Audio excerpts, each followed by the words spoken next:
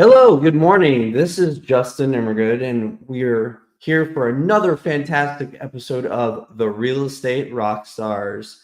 Today, I'm joined by a fabulous guest, a man that, you know, his reputation certainly precedes him, especially in the commercial real estate industry, Mr. Shehzad Bhayani. A little bit about Shehzad. He graduated with an MBA degree in finance and as a licensed real estate agent has been an entrepreneurial spirit and passion to help business owners. An expert in identifying investment opportunities, he enjoys helping his investors find value added opportunities at every turn. Being a business owner with ownership and or investments in multiple business ventures and commercial real estate for the last 27 years all over Texas, Shehzad brings firsthand experience of site selection, operations, marketing, development, layout, and leasing. The vast business experiences make him the ideal advisor to his commercial real estate clients in understanding how real estate can enhance their operations. It's without further ado, I'd like to welcome Shehzad to the show. Welcome, Shehzad.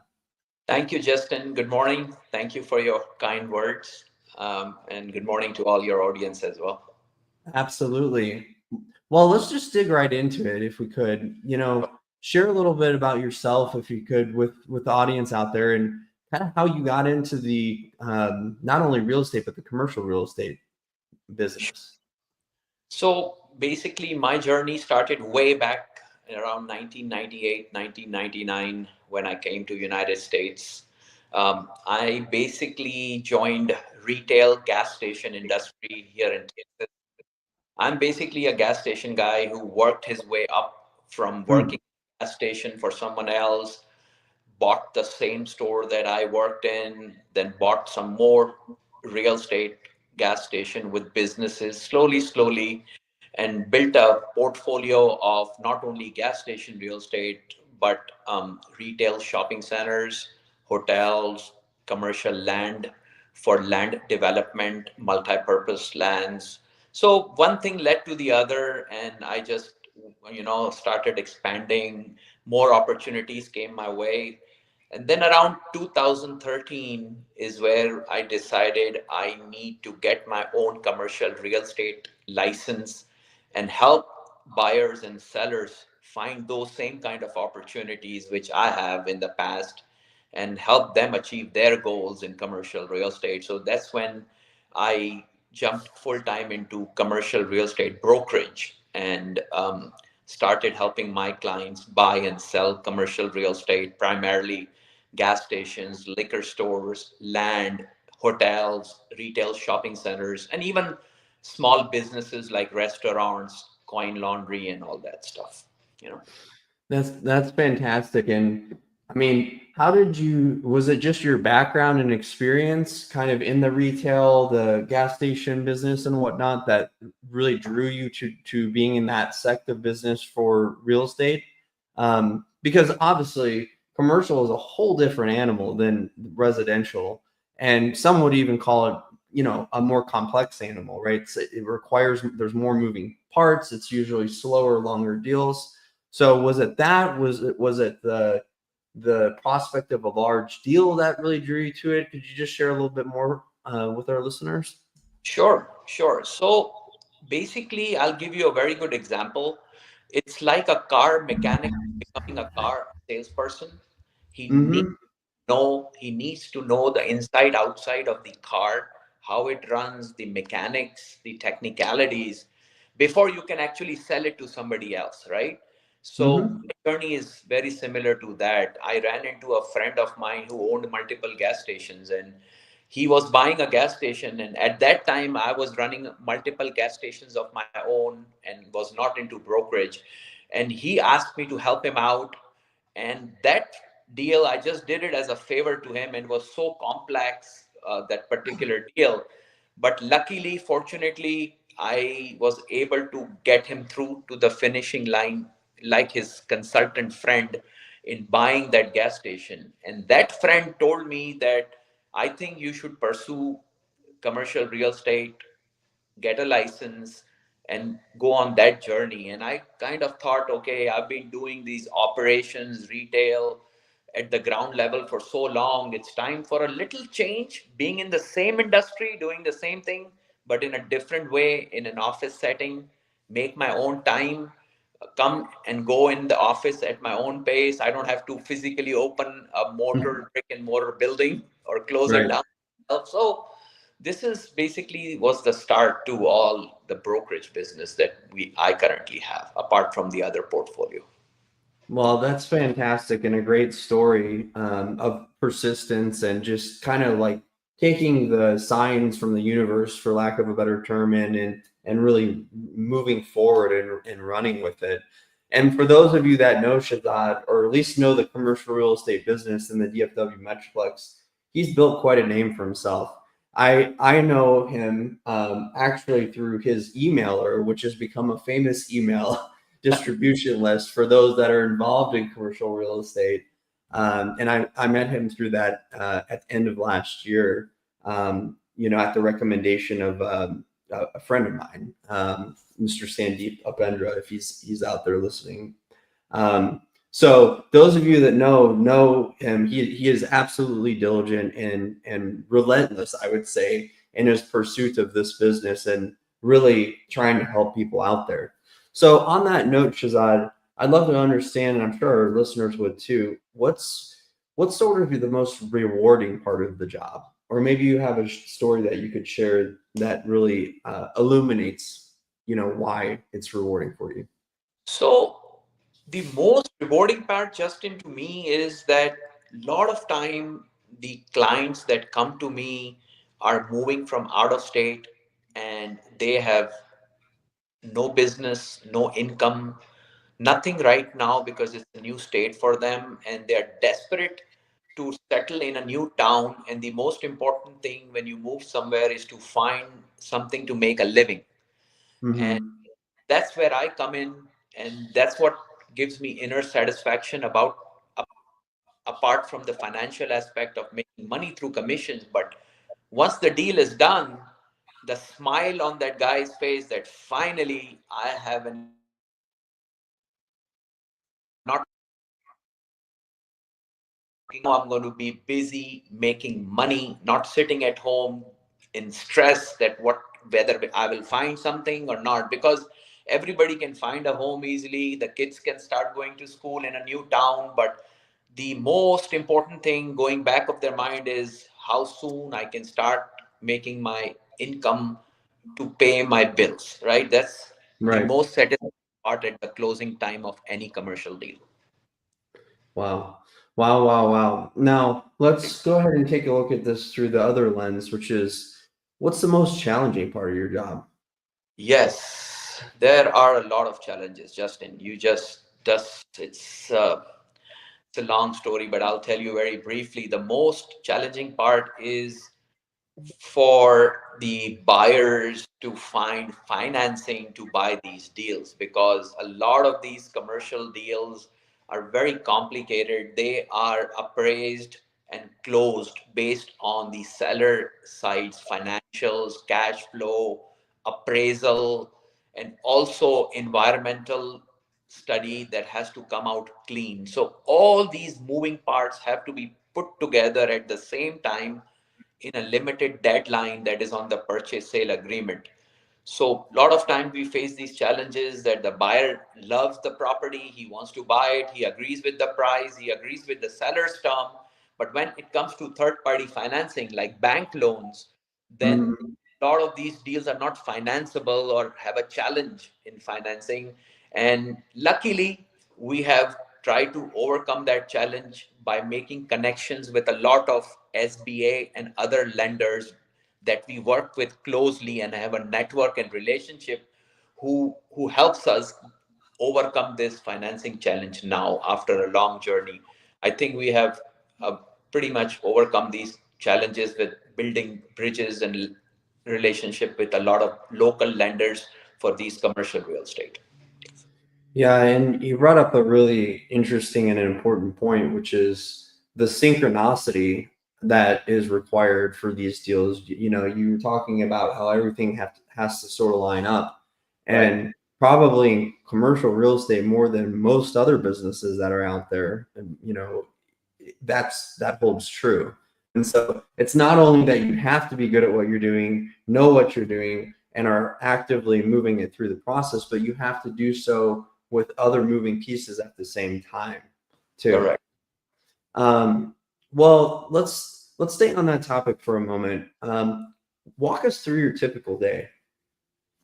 Okay, good. So my day, I start my day very early. Like I normally wake up 4 o'clock in the morning, normally, um, get over with my exercise and coffee and all that. And then I start working around 6 o'clock from my home office and Mm-hmm.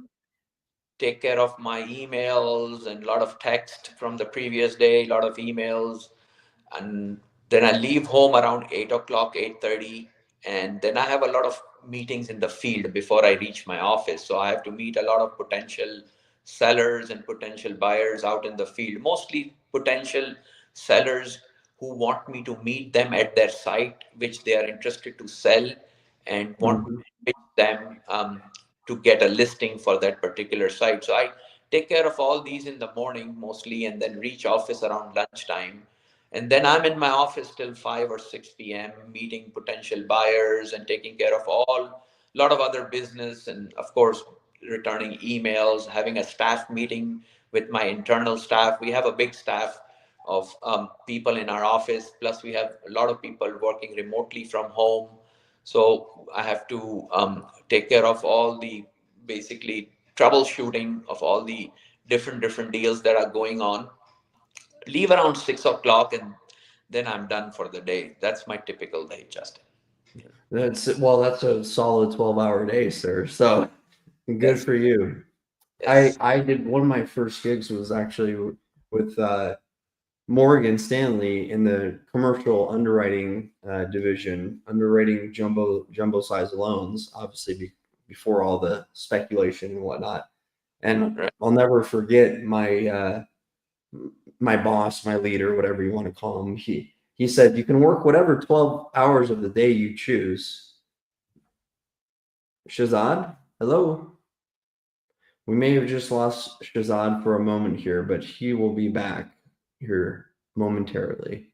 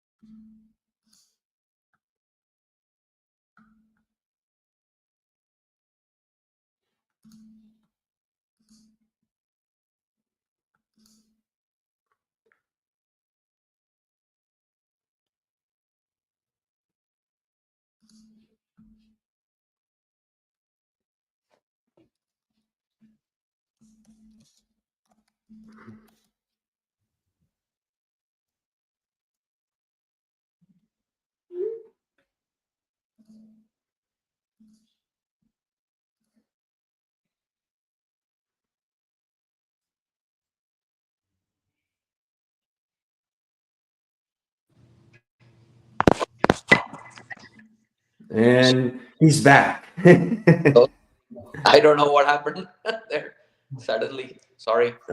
No worries. Sometimes technical difficulties happen, which is fine. It happens. We'll be able to edit that out. All right. So what I was sharing before you unfortunately got cut off there is, that one of my first gigs was with Morgan Stanley Commercial Underwriting, jumbo size, mostly jumbo size loans for retail developments, similar to what you're involved in a lot. And I'll never forget that my leader, the VP was basically like, you can work whatever 12 hours of the day you choose. He's like, you can work whenever you want as long as Right. you put in 12 hours a day. So I think that's kind of a consistent theme when you Yeah. look at commercial real estate. People are putting in the heavy hours. True. That's right. You're right about that. All right. So let me ask you this. Yeah, I know you do provide some investment strategy to your clients as well, right? So what is maybe one of your favorite investment strategies or most common investment strategies that you're constantly sharing with your clients? So I'll tell you this, Justin, that one single investment strategy will not work for everyone. Everybody has a customized need. A lot of people only go for cash flow income, so the strategy will be different from them. For those people, the asset class will be gas stations and operating businesses only because they want to make month to month income and cash flow. But for Mm-hmm. people who do not care about cash flow but wants to have appreciation in real estate value in long run and build equity, then I would always recommend those kind of clientele to buy retail shopping centers, land, which appreciate over a certain period of time in long run, depending on the area you're buying. So these are two basic strategies that I always focus on, but it depends on the client's goal and focus. Mm, well said. I'm sure you've dealt with some difficult negotiations before. Maybe share a story of a difficult negotiation, set it up for us, and how you were able to overcome the difficulties and ultimately lead it to a closed deal. Sure. So we had a gas station deal with real estate, which started with a purchase price of $3 million dollars plus inventory. But when we went into the deal, the buyer and me both noticed that the cash flow on the seller's tax returns are not enough to justify that price. So Mm, so we tried to tell the seller that this is the feedback from the lender that this deal is not financeable at $3 million price, but he would not agree. He would not listen. He says, "No, my deal is worth 3 million because my so and so uncle sold a similar gas station for that price." And I mm-hmm. tried to tell them that your uncle might have a solid financials and tax returns to show, and yours is not the case. So you cannot compare apple to apple here. Um, he would not believe me, and I told my client to let's go for an appraisal, and the appraisal value will bring out the true picture and the true market value, because unless we do that and bring it in front of the seller a concrete appraisal report done by a third party appraiser, he will not understand our situation or will not budge. And that's exactly what happened. The client spent some money on the appraisal report, and guess what? The appraisal came back to be $2 million plus inventory. And Ooh, that's exactly what the ballpark number we were giving him based on my experience at looking at these deals, that your property is worth maybe 2.2 million dollars, and the third party appraiser confirmed that, and we took that appraisal report to the seller, and then at that point he had no choice but to agree and give this drastic price discount of $1 million, and the client was able to close that $3 million deal for a $2 million price tag eventually based on the appraisal report. So that's one wow. interesting, you know from Wow, wow, wow, wow. Just goes to show you how important the your ability to value, yeah. properties is in the commercial space. Yeah. So, let me ask you this, what do you do to keep up with, like, I'm sure you use certain tools or technology, what's or sites maybe. What are your favorite tools just to keep up with the latest trends in the commercial real estate market? So our basic tool that now we have always used a mass email platform to send emails to our clients. That is the I to me that's a very good approach to reach a mass audience at one time. So if I have a new fresh listing, I put it out in that mass email blast, and it reaches 25,000 emails at one time. So in our database, we have 25,000 emails of different clients who are our clients for last 27 years. And that one, Wow. reaches 25,000 people in one go. So that is a very platform that really helps us expose our new fresh listings to a mass audience, right? That's one thing. And nowadays, we are also using artificial intelligence to help draft our broadcast flyers, marketing material, also make it look more professional. So we're always using this AI and these new technologies that are coming up. We have a full team and a staff that takes care of that part from our end daily. Mm, mm. I'd love you to share a little bit more about the AI piece because that I'm sure is top of mind for everyone out there right now. Sure, sure. So we have this. So the flyer has to have a language that is precise, that is to the point. If a human tries to put that in a flyer, he tries to make a conversation out of the marketing flyer, which is which sometimes sounds very boring. People don't want to hear all these stories. They want to have, very professionally formatized, like simple to the point, um, marketing flyers. So that's where AI and these platforms come in. We feed them our information on the new listing, the data, the numbers, the area, and it throws back a very concise, simple marketing flyer back to us. And we can use that to market our products, services, and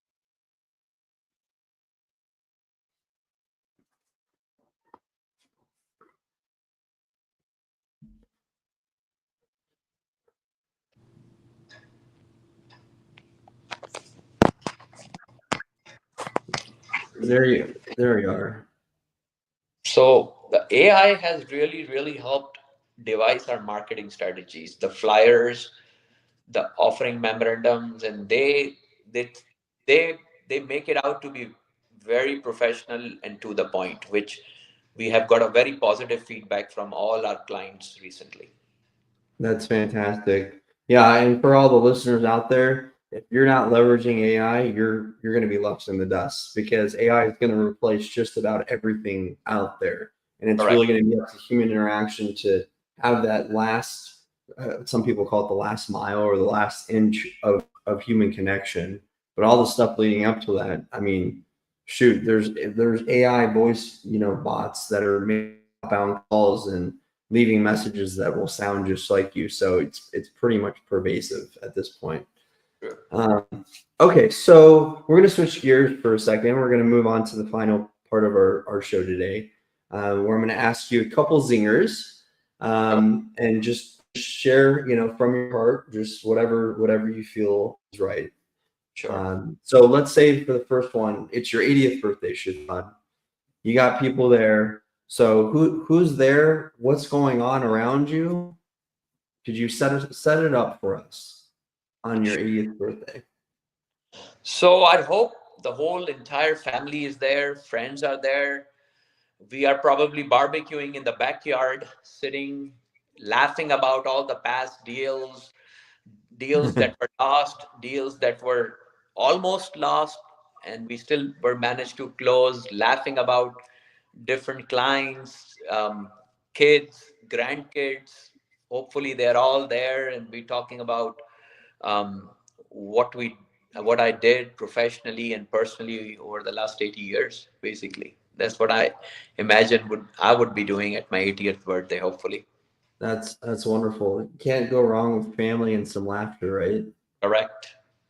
Okay, so this next one's a little different, but hopefully you'll appreciate it. So let's imagine for a moment it's your last day on Earth.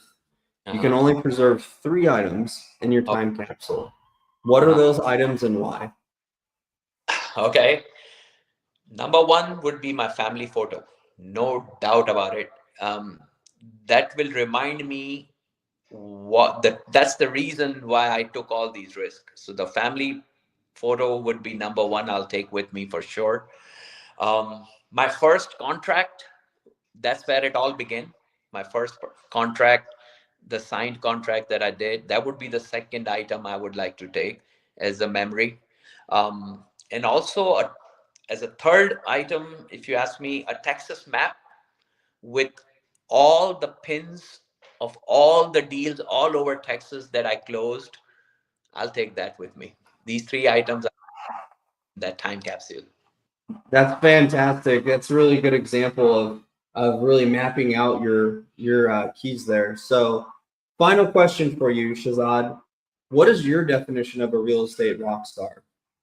Oh, okay. So I think a commercial or a real estate rock star is the one who does more listening than talking. He builds relationships, he builds trust. Basically, he understands the need of the client first before giving his opinion, because every client is different. So to me, a rock star realtor is basically who does more listening than talking. Mm. Listening is the golden standard, and people don't understand it. You know, Yes, we don't live in the 80s anymore where we do these off the cuff presentations, you know, with flyers and a bunch of papers anymore. People correct. want to know that they are, you know, and feel like they're heard. And so I love that you shared that as your sound advice there. So Shazad, how can people find and connect with you? What's the best way to do that? Best way I would always suggest is to text me on my direct cell phone number. Um, I can give my phone number here if you want, but cell phone number, texting is the best way to reach me and quickly, because I'm always into back-to-back meetings, and at least I can quickly chat with the potential client who needs help, and I can direct them to the right person in my office. My cell phone number is 469-583-2390, which I'm sure you can put it out for your audience later on. But That's fantastic. And we'll go ahead and link that in the show notes below. And there you have it for another exciting episode here on the Real Estate Rockstars, where we had a wonderful guest, Shehzad Bhayani on, Mr. The commercial real estate expert here in DFW. Next week we'll have another fantastic guest on as well, 10 a.m. Central Standard Time. So make sure you're there and on, and we'll join in then. Thanks, everybody. thank you.